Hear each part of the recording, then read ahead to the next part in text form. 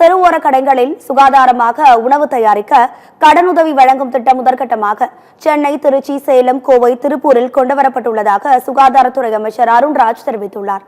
சென்னையில் செய்தியாளர்களிடம் பேசிய அவர், சாலையோர உணவு விற்பனையை முறைப்படுத்த நடவடிக்கை எடுக்கப்பட்டுள்ளது என்றும், ஆரோக்கியமான சுகாதாரமான ஃபுட் ஸ்ட்ரீட்டுகள் உருவாக்க அரசு திட்டமிட்டுள்ளதாகவும் தெரிவித்தார்.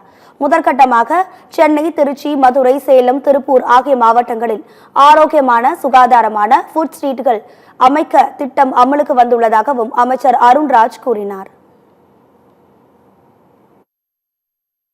ஒரு 5 மாவட்டங்கள்ல ஒரு ஸ்ட்ரீட்டை நம்ம செலக்ட் பண்ணி ஒரு model street food healthy and hygienic food street அப்படிங்கிற ஒரு கான்செப்ட்ல ஒரு பைலட் பேசிஸ்ல அவங்களுக்கு பாத்தீங்கன்னா ஒரு சுகாதாரமான ஒரு சூழலை உருவாக்கி அங்க இருக்கிற உணவு விற்பனை செய்யற அந்த ஸ்டாலும் ஒரு ஸ்டாண்டர்டைஸ்டா பண்ணி அவங்களுக்கு அந்த இனிஷியல் இன்வெஸ்ட்மெண்ட்டுக்கு தேவைப்படுற அந்த முதலீடு பணத்துக்கும் ஒரு கடன் உதவி வழங்கி இது பண்ணலாம் அப்படிங்கிற ஒரு முடிவு எடுத்திருக்கோம்.